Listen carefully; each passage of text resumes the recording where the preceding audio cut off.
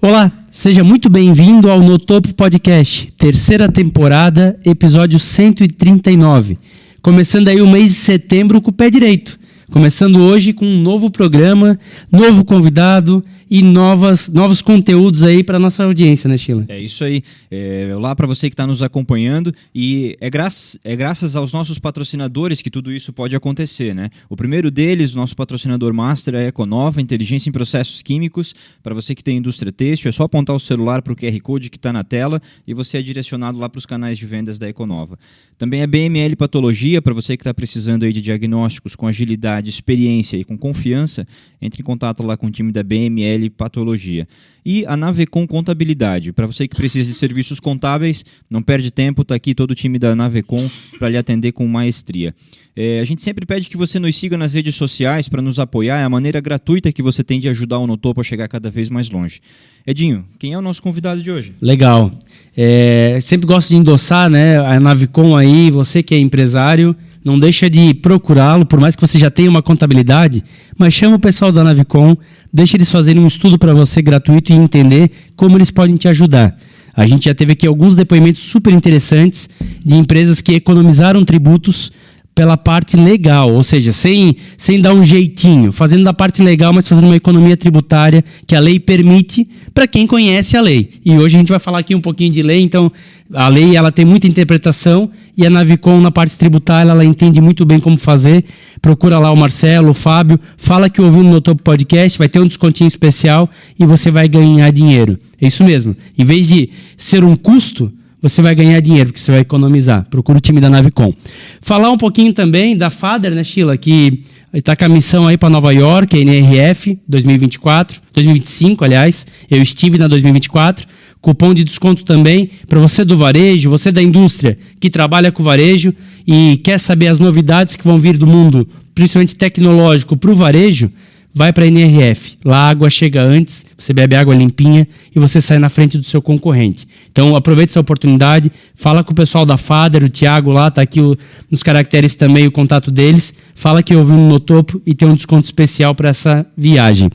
Lembrar do Mazinho, ele é o Marrussi Mazinho, candidato agora a vereador, né? Já estamos em setembro, então a eleição já está correndo, candidato a vereador na cidade de Blumenau, por isso que ele não está aqui conosco apresentando o programa.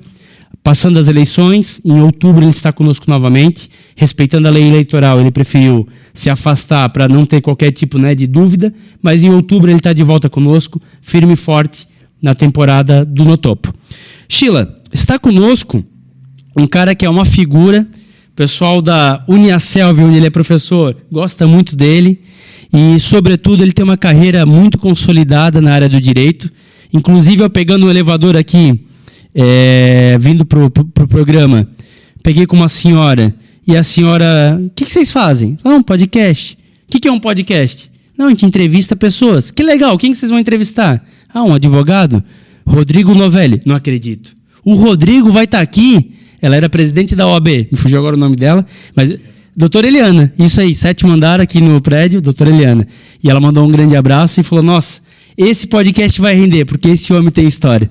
Seja muito bem-vindo, Rodrigo Novelli, professor e advogado criminalista. Muito obrigado pelo convite, é um prazer aqui participar do podcast e fico à disposição aqui para esse bate-papo. Muito legal. Bom, a gente sempre começa do princípio, né? Assim, lá atrás, de onde que o Rodrigo veio, onde que o Rodrigo é de Blumenau, como é que chegou nessa área, como é que é essa evolução aí da trajetória?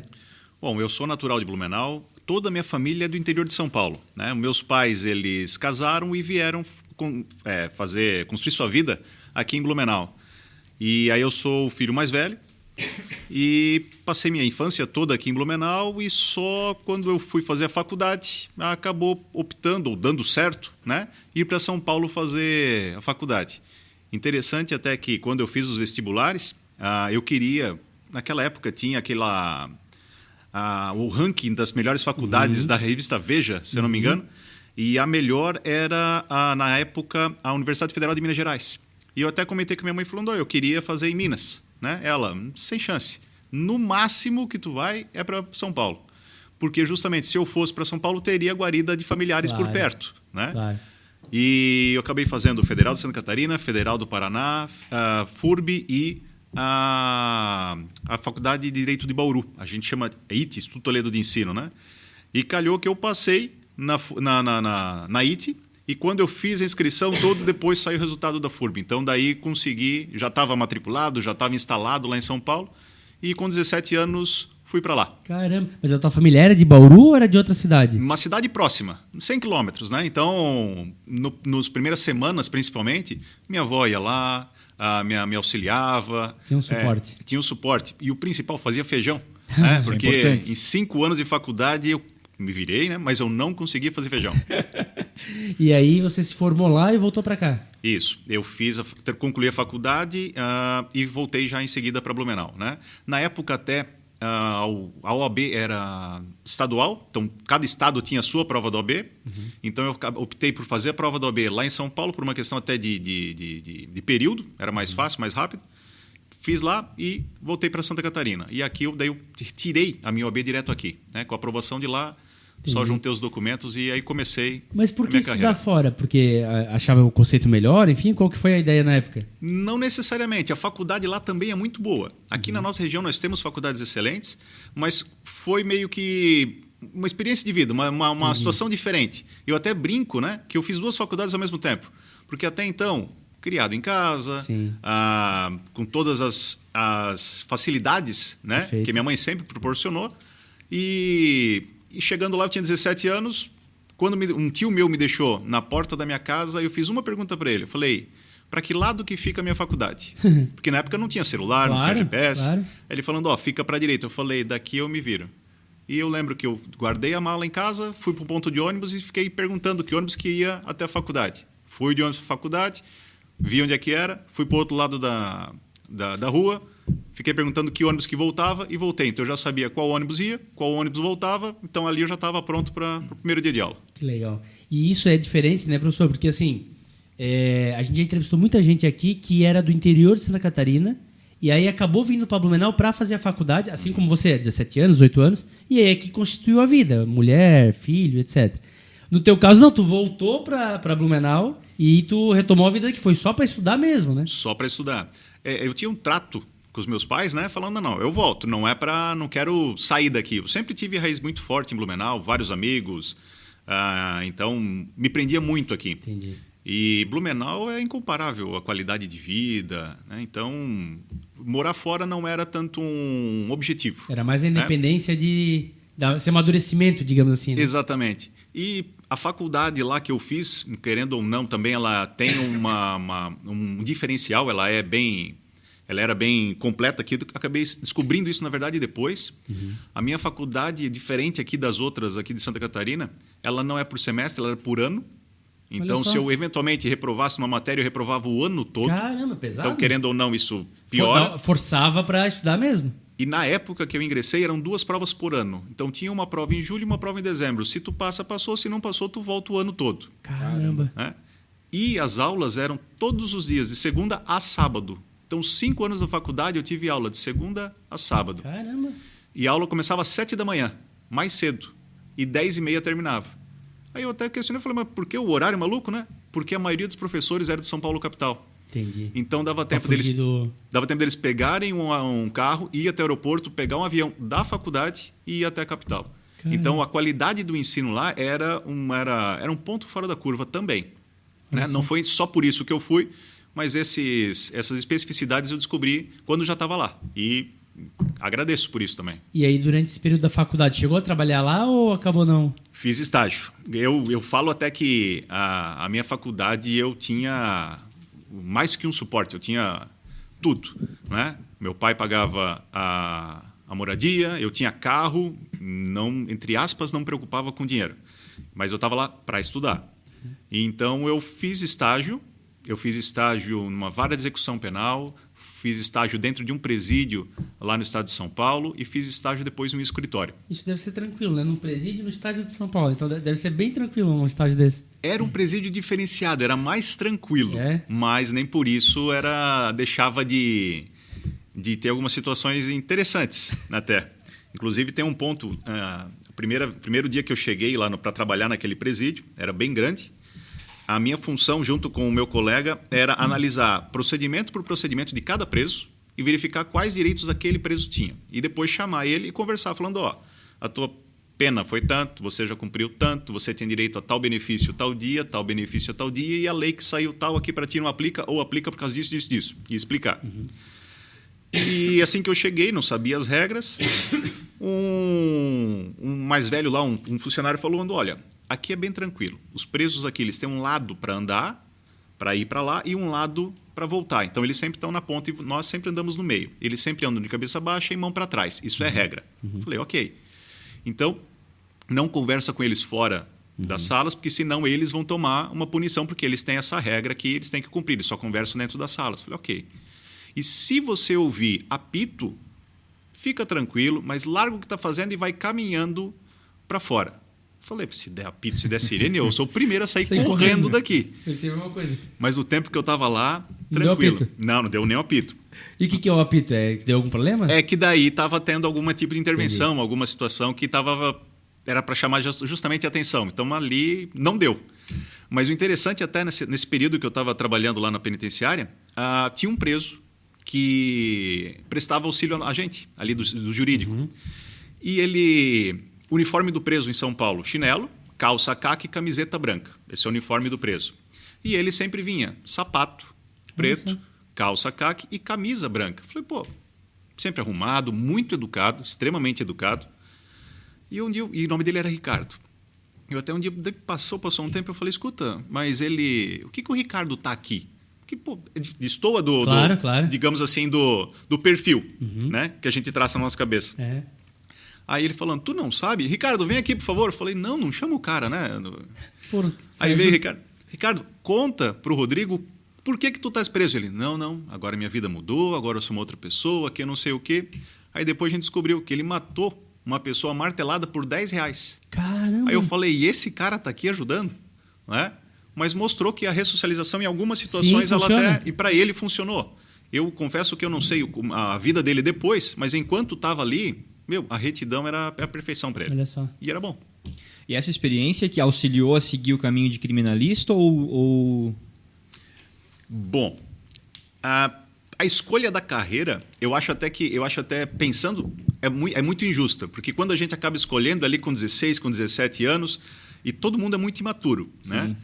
Mas quando pequeno, eu sempre falava que queria ser médico, mas sem conhecer de verdade o que seria medicina. Até que eu acho que na 3ª ou 4ª série do primário, uma professora de ciências resolveu fazer um júri simulado de alguma situação das ciências. Eu não sei eu não consigo lembrar qual a lógica de fazer um júri. Mas eu lembro que minha mãe, na época, ela costurou uma toga, né? E eu lembro que foi lá e falei, assim, na frente da sala, eu falei, pô, eu gostei disso daqui, achei interessante. Daquele dia em diante, eu falei, eu quero fazer direito. Olha só. E quando a gente assiste filme, puxa o direito penal. O direito penal, ele é apaixonante, sim, né? Sim. Então, eu sempre tive essa predileção. Já atuei em outras áreas, mas eu confesso que nenhuma o bichinho mordeu. E o direito penal, fiquei mais tranquilo. Eu brinco até com os alunos, e em palestra que eu já dei, eu falo, olha, não é você que escolhe o direito penal que te escolhe. Né? Porque às vezes a pessoa, eu quero, mas não consegue vingar. E quando eu comecei a trabalhar aqui em Blumenau, parecia qualquer área eu pegava. Até porque precisava fazer nome, conhecer, né? Claro. Eu brinco daí, né?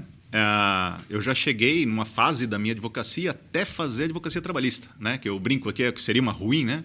É que eu não conheço a advocacia trabalhista. Mas eu cheguei a trabalhar para uma grande empresa aqui em Santa Catarina, fui advogado deles no âmbito estadual, na área trabalhista, mas quando eu consegui já começar, entre aspas, fazer um nome, sustentar na área criminal, eu já larguei os outros ramos e fico mais concentrado. Sempre foi minha preferência. Do estágio que eu fiz também, isso querendo ou não, acaba puxando. Um outro professor que faz a gente lembrar do conteúdo. Claro. Então, e eu tive um professor, inclusive, que trouxe o conteúdo para o lado ruim, que não foi um professor bom, mas, e logo após, um outro professor da mesma matéria que foi perfeito. Então, isso... Como isso marca, né? Marca. O direito penal é apaixonante. E apaixonei e continuei com ele. É engraçado porque a gente já perguntou isso para alguns advogados e, claro, cada um tem paixão pela sua área, mas o penal, muitos têm medo. Muitos, não, penal não. Não, trabalhista, beleza, tributário, ok. Não, penal não. E tua visão é o contrário. Não, daqui o penal, que é o penal que eu... Eu ia fazer um comentário bem em relação a isso, porque, lógico, eu não sou advogado, mas eu tive um problema na rua que eu morava. Então o pessoal estava fazendo tráfico de drogas do lado do meu prédio. E aí um dia eu liguei para a polícia, porque estava demais, e eu tenho a impressão que eles me viram na sacada. Cara, eu não saía mais de casa. Então eu fico pensando, tu trabalhando dentro, talvez, do presídio, e tu, com tudo que tu já viveu, como que é a tua cabeça em relação a isso? E dá de ver que é muito tranquila, né? Porque tu fala conosco com uma tranquilidade que talvez eu não tenho, que não trabalho com isso, né? Mas eu sempre até oriento os alunos, porque isso é uma dúvida, né? Rodrigo, já recebeu ameaça? Eu nunca recebi ameaça, mas eu sempre falei, eu mais perco o cliente do que eu ganho, porque eu falo a verdade. Então, às vezes, vem o cliente lá com um caso que não vai ter solução, o que ele quer ouvir? Não, Rodrigo, me paga tanto que eu te solto. Eu não vou falar isso para ele. Eu vou falar, olha, tá ferrado. Aqui, dessa pena aqui, tu não tem como sair. Se tu quiser, dá para brigar por essa pena aqui para talvez verificar, porque não tem muita prova. No máximo. E tem cliente que, não, obrigado, e procura outro. Sem problema, é direito dele, né? Claro, tem que ter confiança no advogado. Claro. Mas eu já tive cliente que me chamou no presídio para pedir uma análise do processo. Eu fiz o estudo do processo e falei para ele, nem contrata advogado. Aqui não tem o que fazer. Tem interceptação telefônica, tem prova disso, tu já tem uma condenação, somando a pena aqui vai dar mais ou menos tanto, somando... ferrou, não tem o que fazer. Ele, doutor, eu quero te contratar. Falei, tu não entendeu? Eu não vou te tirar. Tu não vai sair. Ele, não, eu sei, mas foi o primeiro advogado que veio aqui e falou exatamente isso. Eu falei, então tá. Então ele contratou sabendo. Então, eu acho que a lógica para não sofrer represália, não ter uma animosidade, é ser justo. É contar a verdade. Né? E nunca prometer resultado, porque cabe ao advogado pedir. Claro, né? Claro. Agora, quem concede ou não é a justiça. Então, essa é a nossa função. Talvez exista um percentual de sucesso maior ou menor que você, pela experiência, já consiga dizer, mas jamais... tu não tem a certeza do que vai vir do outro lado. Então, não é uma causa ganha, né? A causa ganha não existe. A causa ganha não existe. Uma vez, ele era professor também, o doutor Flávio, promotor aqui de Blumenau, que felizmente faleceu, ele falava, eu sei como um processo começa, mas eu não sei como termina. Perfeito. E é bem verdade. Perfeito. A gente sabe como vai funcionar, mas o final é uma incógnita. Então, a gente não tem como prometer. Existe uma chance maior, menor, mas isso não dá para passar para o cliente. Perfeito. Inclusive, quando o cliente pergunta, né? 99 pergunta, doutor, quais são as minhas chances? Eu falo, eu estou brincando com você, 50%. Porque ou ganha ou perde. Empatar não vai. Verdade. Porque não tem como prometer resultado. E nesse sentido, qual foi o caso mais desafiador que já passou na tua mão? Olha, todo caso que eu vou falar para ti é desafiador. Porque o que às vezes parece simples, lá na frente acaba aparecendo uma outra informação. E em alguns casos tu fala, isso daqui não tem o que mudar, e de repente parece uma luz. Uhum. Não é que nem em filme que do nada a gente tira uma prova e desaparece o processo. Mas, às vezes, por exemplo, uma testemunha muda o depoimento dela, uma testemunha esquece do que falou lá atrás. Então, não tem especificamente o que chama atenção, mas, sim, são as histórias. Para mim, o que ficou muito que marcou muito foi exatamente o primeiro júri. Né? Então, o primeiro tribunal do júri que eu fiz, show de bola. Eu lembro que durou 9 horas... o júri todo, e eu perdi a sensibilidade na ponta dos dedos. Tamanho o nervosismo que eu tinha naquele momento. E deu certo. O acusado foi absolvido. E eu lembro até que no final... Já estreou com vitória. Já estreiei com vitória. E, inclusive, o juiz, no final, ele veio conversar comigo e ele falou, mais sorte que juiz, mas foi bem. Eu achei legal. Legal. Agora que a gente está no campo de curiosidade, e júri popular, já participou? É exatamente o júri popular, né? O júri, ele só vai julgar os crimes dolosos contra a vida, né? Então, crimes dolosos contra a vida sempre vão ser levados a júri. Eu já fiz alguns júris. Eu tenho mais ou menos eu agora confesso, mas é 16 ou 17 júris que eu já fiz. E é diferente, né? Porque você falar com o juiz é uma coisa. Agora, você falar com leigos, teoricamente, com a população, né, em geral, é uma outra entonação, uma outra forma de falar, outro tudo, né, cara? Termos. Exatamente. Mas aí que eu brinco com os alunos, inclusive, eu falo a melhor resposta do mundo jurídico sempre é depende, né? E para o júri também vai depender muito. Por quê? O perfil do jurado. Porque isso a gente acaba recebendo o nome dos jurados de 15 a 20 dias antes, né? e acaba estudando para ver quem são esses jurados. Mas na hora tem um sorteio, né? E depois tem o sorteio dos 7 que compõem o Conselho de Justiça. Conselho de Sentença, perdão. Então, nós precisamos analisar. O primeiro júri que eu fiz aqui em Blumenau, eu tinha uma mulher que era pós-graduada em Direito Penal. Como jurada. Ou seja, para ela, se eu fosse...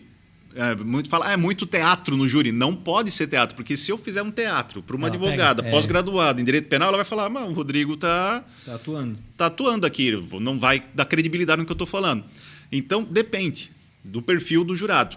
Eu já cheguei a fazer um júri no Oeste do Estado, onde a maioria dos jurados eram agricultores. Então, às vezes, a forma de falar eu tenho que mudar. Isso. Porque se for uma linguagem muito rebuscada, eles não vão entender. Isso. E aí pode ter uma versão das provas que eu apresento. Perfeito. Né? Então, depende muito. Mas, hoje em dia, está mais técnico. Hoje em dia está mais técnico o júri do que eu via antigamente. E tu vê, pegando um caso disso, né?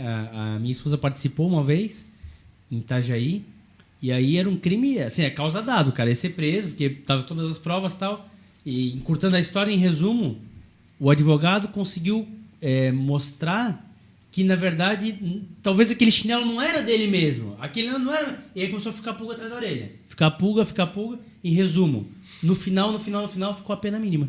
Também. Que tava pra ser uma pena gigantesca, e foi. Aparentemente, o que tudo parecia ser o cara, no final já tinha tanta dúvida que, como morreu, acabaram penalizando ainda. Mas, cara, a pena mínima da mínima, porque, de fato, nada parecia que era o cara mesmo, o que parecia no começo. Mas porque foi muito pelas provas apresentadas, pelo contexto, pela forma que foi falada. Então, aí ficou aquele peso. Poxa, mas tu vai condenar uma pessoa que talvez não foi ela? E aí ficou aquele... E reverteu. E basicamente reverteu. Mas exatamente. Às vezes as pessoas imaginam que a decisão do júri, né, de um processo, ela é feita ali durante o processo. E essa análise é um pouco incorreta. Ela não é 100% perfeita. Porque a decisão do processo ela depende muito da investigação, do inquérito. Então, uma investigação bem feita facilita a justiça, Verdade. seja para condenar ou para absolver. Verdade. Agora, uma investigação mal feita, isso pode absolver um culpado, como pode, às vezes, condenar um inocente. Verdade. Então, quando chega a investigação para o promotor, para o Ministério Público, ele oferece denúncia, então, o que realmente vai ser tratado ali é o que foi investigado.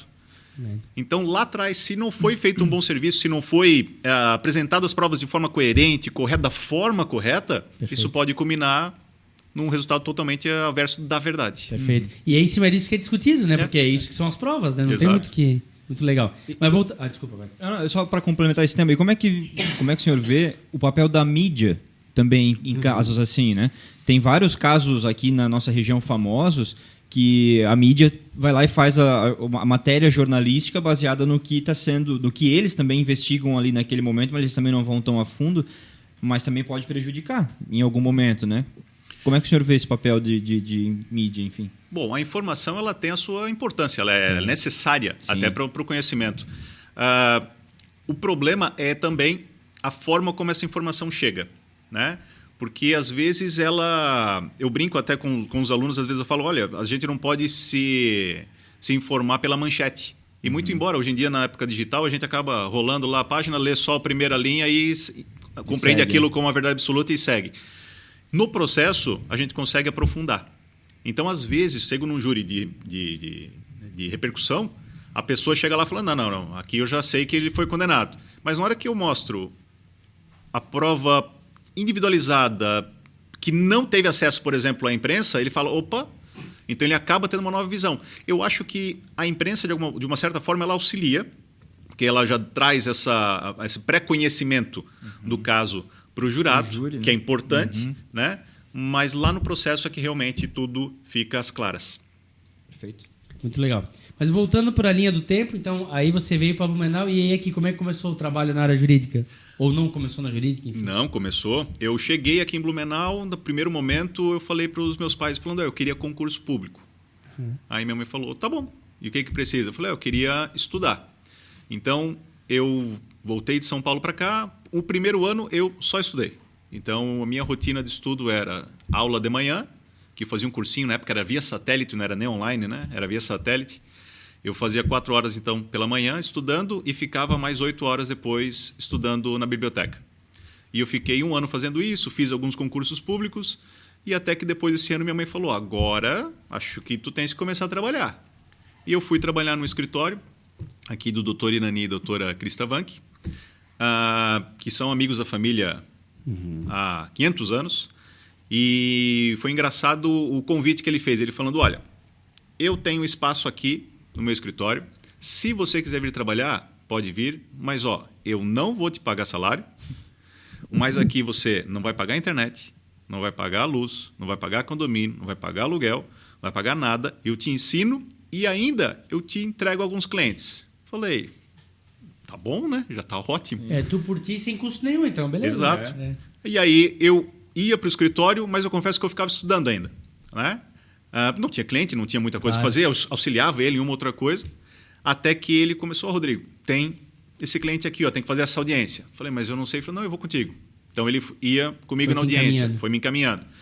E eu lembro que essa virada de chave de afastar o concurso público e focar de vez na advocacia, eu estava indo de ônibus para Minas Gerais para fazer a segunda fase do concurso para delegado lá. E eu lembro que eu estava estudando e lembrei do valor do salário, né?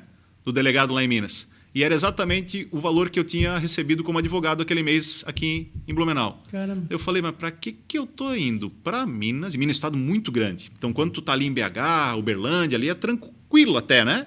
Agora, quando tu vai lá pro norte, é complicado, né? É o estado com mais cidades no Brasil. Exato. Daí eu pensei, não tô fazendo certo. Daí eu fui, não passei na segunda fase. E aí eu falei, olha, acho que eu vou focar na advocacia. E virei minha cabeça pro escritório e ali começou... faz o atendimento a um cliente, aí o outro acaba indicando também, a boca, eu acho que é o mais importante, é o mais antigo, mas para mim é o mais eficaz. Mais funciona. Exato. E aí foi, e eu fui deixando de lado a vida de concurso, e aí veio um convite até para dar aula. Então, calhou que eu troquei o concurso pela docência, mantendo o escritório e consegui seguir a vida. Até que daí passou um tempo, até que agora na pandemia, o doutor Irã falando, eu não vou mais voltar para o escritório. Né? Eu falei, então por quê? Ele, não, porque agora eu consigo advogar em casa. Eu me acostumei, eu estou melhor assim, eu não vou voltar. Eu falei, teu escritório é todo meu? O escritório é todo teu. Eu falei, então tá bom. Ele tem os clientes dele, né? Claro. Mas agora, hoje, eu estou sozinho. Que legal, cara. E aí o que foi evoluindo nisso? Como é que está a equipe hoje? Como é que funciona hoje? Exatamente. Na pandemia, eu precisei de uma estagiária, né? Então... Inclusive, ela tinha sido minha aluna, ela pediu uma oportunidade, começamos com estágio, até que foi aumentando.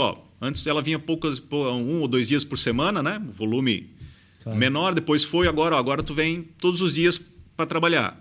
E assim foi, e até que ela também passou na B. Então, hoje, uma advogada que está trabalhando lá comigo também. Legal. E eu fiz a proposta para ela também, falando, olha, eu consigo te pagar um certo valor, mas aqui... Tu não vai pagar aluguel, tu não vai pagar e tu pode ter os teus clientes.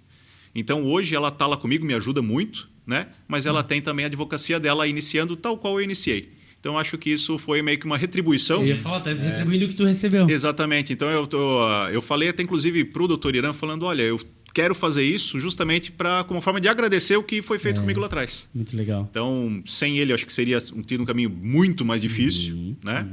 Mas eu acho que... Com a doutora Bárbara eu tento encaminhá-la também. Legal.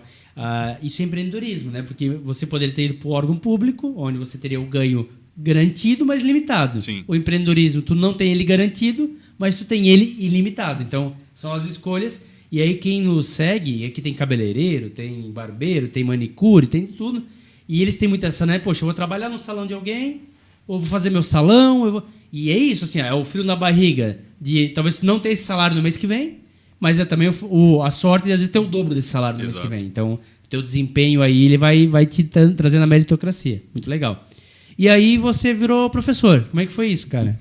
Eu sempre gostei do professor, assim, da figura do professor. Meu pai é professor de educação física, né? Então, e no segundo grau, principalmente no terceirão, tinha uns professores de cursinho que a lógica é diferente, né? O jeito dele postar a matéria. Isso me chamava a atenção, falei, legal. Eu até cogitei que uma vez, depois da faculdade, falei, quando eu ficar mais velho, eu vou fazer faculdade de História para dar aula em cursinho. Né? E aí eu recebi um convite para dar aula no CESBLU, que tinha aqui em Blumenau. No meio do semestre, uma professora teve que sair e eu ia assumir a turma no final. De emergência. De emergência. Daí eu falei, tá. E perguntei, tá, mas a partir da onde que eu leciono, né? Qual? E não me passaram, ó, a aula começa amanhã, tó. E eu entrei na sala sem saber a matéria onde a turma estava, né? Fiz um prognóstico onde estaria mais ou menos, cheguei falando, pessoal, vocês estão aonde? Eu tinha errado 3 artigos de onde eles estavam, né? Falei, então vamos lá, vamos começar do artigo tal. E comecei da aula, preparei uma aula nervoso, né? Como é que vai ser a primeira aula. Né? Eu lembro, por 40 minutos eu falei de um artigo. E daí eu falei, alguma dúvida? Tranquilo, então agora vamos para o próximo artigo. Aí eu lembro de um comentário de um aluno na frente assim, ó, isso tudo foi um artigo? Daí eu falei, pô, ganhei a turma. Né? Então, pô, a turma já falou, pô, esse cara... Conhece. Sim. Então, dali que eu fui desenvolvendo. E, para mim, a docência é apaixonante. Eu brinco que é uma terapia. Às vezes, o escritório, hora ganha, hora perde, tem felicidade, tem tristeza, mas eu entro na sala de aula, é outro mundo, é revigorante. Não, e numa área dessa que ela é muito técnica, né? Então, eu fui professor 7 anos na FURB, e é administração minha área. E aí, ela não é tão técnica. Então, cara, alguns se interessam, alguns não se interessam. Tem de tudo ali. O direito já não, né? Geralmente quem está ali vai ser advogado. Então, a tendência é que ele vai precisar daquele conteúdo, se ele for um criminalista, por exemplo. Então, eu acho que tu prende mais. É tipo de medicina. Tu prende, acho que a audiência mais, porque o cara está ali, de fato, aprendendo mesmo. Ele precisa daquilo, né? Então, é legal. Eu tento, na verdade, eu falo que eu não dou aula, eu converso com os alunos. Eu tento deixar a minha aula mais... Porque, vamos lá, vai falar sobre crime. Por exemplo, vou explicar como funciona o crime de estupro. Né? Bom, não é um crime que é legal. Agradável falar. Agradável falar. Mas eu tento deixar a aula leve, justamente para que todo mundo consiga participar, consiga entender, e sempre trazendo casos práticos que nós encontramos na internet, na mídia, né? Do dia a dia. Até para evitar, né, de ter um constrangimento, né? Por óbvio, né? Mas brinco lá, por exemplo, eu até brinquei na última aula, falando situação de estupro, se a mulher poderia ser sujeito ativo, autora do crime de estupro, né? Aí eu falei, para ti isso é interessante. Coloquei assim brincando, vamos supor um caso totalmente hipotético, nada a ver com a realidade, vamos imaginar uma mulher que chama Nádila, né? E ela vai encontrar o namorado, sei lá, um nome hipotético também do namorado, Sheila. Neymar. Não, traz o caso do Neymar. É verdade. Daí o aluno, quando lembra, fala, pô, legal, verdade. Então, isso acaba... Pode, não tem problema nenhum. Então, eu busco dar aula dessa forma, trazendo uma informação correta, né? Mas de uma forma um pouco mais leve, principalmente quando trata do direito penal. Mas ele mandou uma mensagem, saudade que a gente não viveu. Não, mas legal. Aconteceu comigo uma vez, fazendo autoescola. E aí, eu fazia autoescola no bairro, mas a aula teórica ela era aqui no centro, com várias autoescolas. E aí o professor foi usar o exemplo de um atropelamento que aconteceu na cidade, bem famoso até, num bairro aqui, onde um caminhão ou um ônibus, não lembro, pegou uma bicicleta e o cara era o irmão de uma menina que tá... Puta, a guria na hora e mostrou a foto. Sim. Claro, com o corpo ali, mas mostrou... A guria não voltou mais pra sala. Então, é difícil usar um contexto aqui muito local e tal. Tu nunca sabe quem tá ali na audiência, né? Não, né? Eu acho que nem pode. Até por nomes mesmo é impossível citar mas até contando a história, o enredo, a pessoa já identificou na hora, não tem? E querendo Blumenau é muito pequeno. Né? Então, a gente tem que tomar muito cuidado com esse ponto também. Para mim, isso marcou. Todos os exemplos, eu dou muita palestra, eu sempre evito isso. Marcou esse exemplo lá atrás, porque, cara... só ela sabe o constrangimento que ela lembrou e tal. E ninguém conhecia ela, mas ela, a dor dela, do irmão dela e tal. Foda. Complicado. Bom, e aí começou a lecionar. Hoje leciona onde? Como é que funciona? É direito penal mesmo que leciona? Como é que... Isso, eu lecionei no CESBLU. Aí depois surgiu o convite para dar aula na FURB. Então, na FURB eu sou professor desde 2008. E depois... surgiu um convite também para dar aula na Uniaselv. Eu recebi, na verdade, da Uniaselv 3 ou 4 convites para dar aula e nunca deu certo, até que uma vez uma professora falou, Rodrigo, por favor, verifica aqui se tu consegue dar uma aula. Tá, vamos lá, fiz uma reunião com ela falando, olha, eu conseguiria vir nesse dia para essa disciplina. Pode ser ela? Eu consigo esse dia essa disciplina. Eu falei, fechou. Olha só. Então, hoje eu estou tanto na FURB como na Uniaselv. Já lecionei em cursinho, para concurso público também. É muito legal, é uma vibe totalmente diferente, bem mais dinâmico, porque lá a gente já trabalha com a pessoa que já conhece o direito. Claro. Né? Enquanto na graduação a gente tem que tirar o aluno do vou brincar da ignorância, né? No Sim. no sentido literal, né? Da ignorância. Sim. Para trazer para o mundo do direito. Então ali é mais trabalhoso, mais penoso tirar o aluno e trazer para o mundo do direito. E já numa pós-graduação, num cursinho, tu já trabalha com o aluno aqui em cima, porque ele já tem esse pré-conhecimento. É né? mais então o fica ajuste fino, é mais o... Exato. Né? É relembrar. Né? Às vezes é relembrar. E até uma conversa de bastidores que a gente estava tendo aqui junto com o Mazinho. Acontece e como é que você lida com um aluno que às vezes quer saber mais do que o professor na sala de aula, né? Como é que acontece com frequência, enfim, como é que é isso dentro da sala de aula? Olha, tem alguns alunos que chamam atenção pela facilidade de receber a informação e até raciocinar, né? E hoje em dia com a internet, né? Eu nunca briguei com um aluno que utiliza qualquer aparelho em sala de aula, eu acho que até ajuda, né? Mas eu sempre falo, mas concentra aqui na aula, né? Então, qualquer coisa da aula vai para frente. E eu tenho uma brincadeira que eu faço com os meus alunos, que é exatamente o seguinte, tem alguns alunos que eu falo X, ele já entendeu, ele já pensou no X mais Y que vai dar tanto. Então, ele já chega, professor, mas e se fizer assim, vai dar tanto? Só que eu tenho que tomar cuidado com o restante da turma. Sim. Né? Que ele tem que ter esse mesmo... já pegou. Aí eu faço uma brincadeira, eu falo, não atrapalha a aula. Aí, a primeira vez que eu vou brincar, a turma toda assusta, mas eu falo, calma, já vai chegar. Aí eu continuo a explicação até que falo, agora eu estou sentindo que você tem uma dúvida. Daí ele fala, não tem. Eu falei, tem, pensa bem. Daí ele fala, tá, e X mais Y? X mais Y dá tanto. Então, eu tento brincar. Então, quando o aluno consegue avançar mais rápido, eu falo só, espera um pouquinho. E aí a turma toda alcança ele e segue. Mas eu nunca tive embate com um aluno assim. Já tive aluno que me corrigiu, certo? Porque o professor, mas tem a teoria tal? Eu falei, tem a teoria tal também, porque eu não passei. Talvez por uma questão de tempo a gente acaba limitando, né? O que é mais importante. Mas eu brinco que eu também aprendo muito com os meus alunos. Né? Seja no TCC, seja no dia a dia da aula. Legal. É importante ter essa visão multidisciplinar. Sim. É uma troca, né? Exato. Acaba sendo uma troca, né? E até citou sobre tecnologia, né? Aparelhos em sala de aula.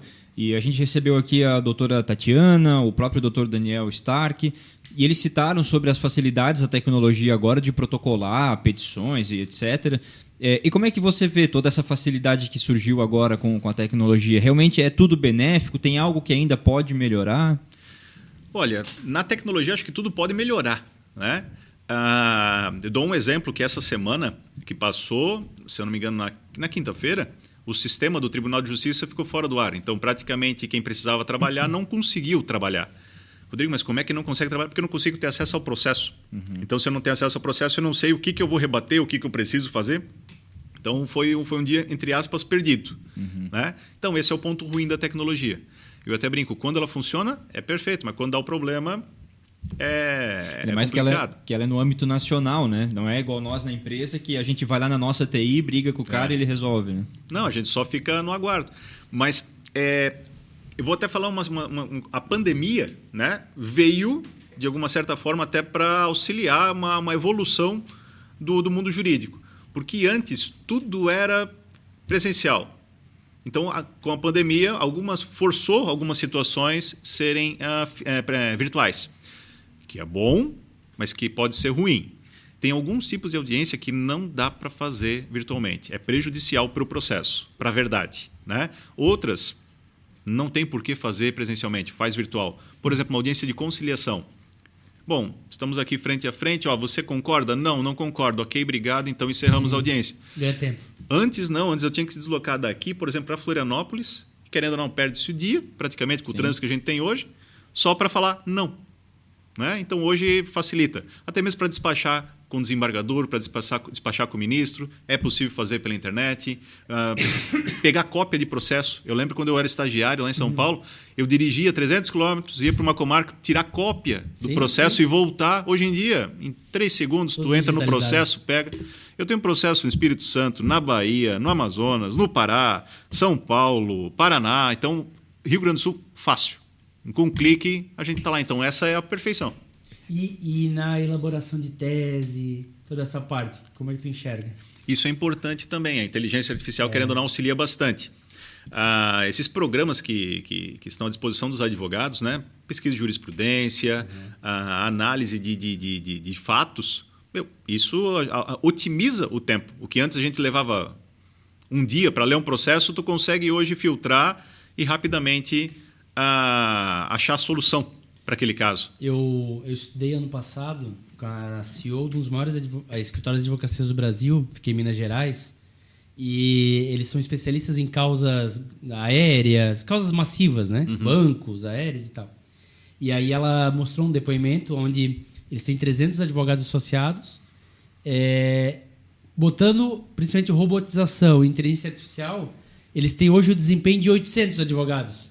Porque toda a parte que é mais maçante, ele faz todo por meio da robotização, e aí entra o advogado só no fechamento, e aí, de fato, depois na defesa e tal. Mas toda a parte ali de, poxa, a perda de bagagem, não sei o quê, as coisas que acontecem todo dia a mesma coisa, o repetitivo ali, e antes era um Ctrl-C, Ctrl-V, mas às vezes saía errado. Ali não, com meio da inteligência artificial, ele consegue fazer exatamente, entendendo o caso e adaptando a jurisprudência e tal.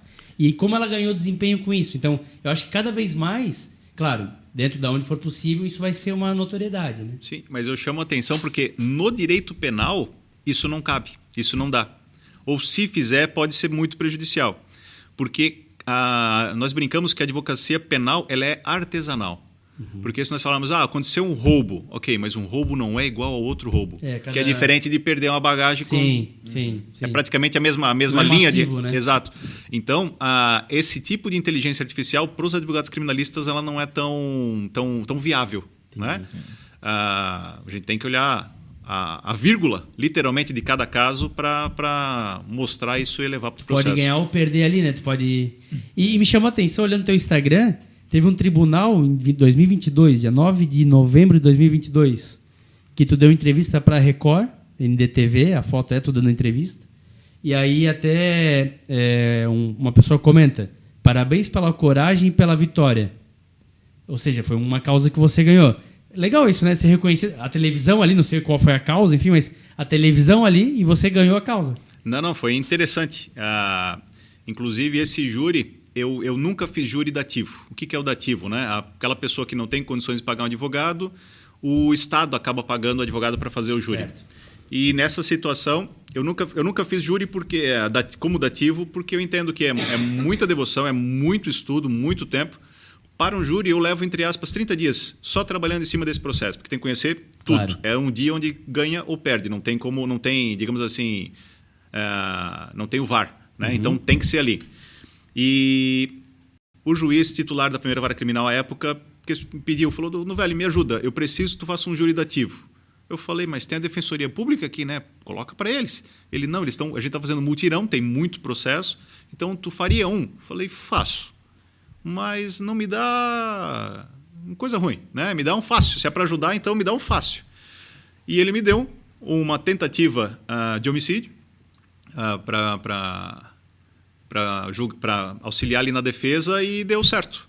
Inclusive, o que nós batemos naquele caso específico era a situação da fragilidade da prova na fase de investigação, né? Que culminou num processo, mas eu não conseguia ter certeza do que realmente aconteceu e quem foi o autor.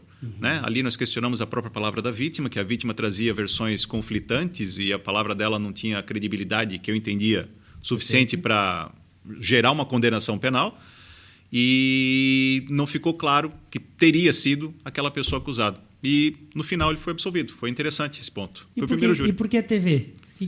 O que chamava? Tinha uma particularidade o caso ou foi uma coincidência? Tinha na verdade, foi uma sucessão de atos ali que ocorreram no crime que chama atenção. Né? Houve disparo de arma de fogo, houve golpes de faca, houve um atropelamento e ainda assim a vítima tinha não 7 veio vidas. Tinha 7 vidas. Inclusive, a vítima foi na audiência, né, no júri, e apontou para o réu falando, foi ele. Entendi. Mas mesmo assim, nós mostramos lá que o que foi traçado no processo não ficou claro. Muito legal. E o que vem pela frente? A gente está se aproximando aí do fim da entrevista. O que o professor Rodrigo vê pela frente aí de futuro dentro da carreira, né? Seguir como professor, seguir no escritório? Tem algo ainda a vir aí para fazer também? Olha, eu quero sempre aprimorar. né? Mas eu acho que eu cheguei aonde que eu queria. Eu acho que eu olhando para trás, ou aquele Rodrigo da faculdade, querendo, eu acho que ele está orgulhoso, né? Bom. Porque... Bom ouvir isso. Como professor, eu me realizo todos os dias, então eu gosto da aula e prefiro dar aula, inclusive, na graduação. Eu acho que é mais, para mim, prazeroso. E como escritório também. Eu não tenho, na verdade, uma pretensão de ter um escritório muito grande, porque daí eu acho que destoa aquela situação mais artesanal que reclama bem o direito penal. Mas o meu escritório tornar uma referência municipal, estadual e talvez aqui da região sul, isso sim é o que eu almejo, né? Mas eu acho que no caminho que eu me sinto orgulhoso. Legal. Até uma pergunta, tu falou antes de um desejo de estudar história para ser professor em cursinho, né? História era a minha primeira opção na graduação e acabei entrando na indústria e segui o caminho da administração. Mas isso ainda existe ou já abandonou essa ideia de cursar história? Eu confesso que a docência já supriu essa minha... Talvez até faria mais para frente, mas para o mero conhecimento, né? Mas hoje em dia o meu tempo ele está bem restrito. Eu guardo um bom tempo para o escritório, para a docência também, e hoje eu estou priorizando demais a família, porque agora tem uma pequenininha em casa, então tem que tomar cuidado e tem que dar bastante atenção para ela. Sim, com certeza. Eu acho que é isso, Edinho. Na minha visão, não sei se tem mais alguma... Não, só muito legal, estava vendo no Instagram como ele compartilha até tênis, né? Foi aí vice-campeão de torneio de tênis do Guarani, é São Paulino. Opa! Agora o pai da... Helena, pequena Helena, 3 meses, né? 3 meses e uma semana. O esposo da... Ana Paula. Então esse é um pouquinho do Rodrigo Novelli, né? O professor que muitos conhecem, o advogado que muitos conhecem. E, cara, só te agradecer, né, por estar aqui conosco, por ter compartilhado tua história, tua trajetória.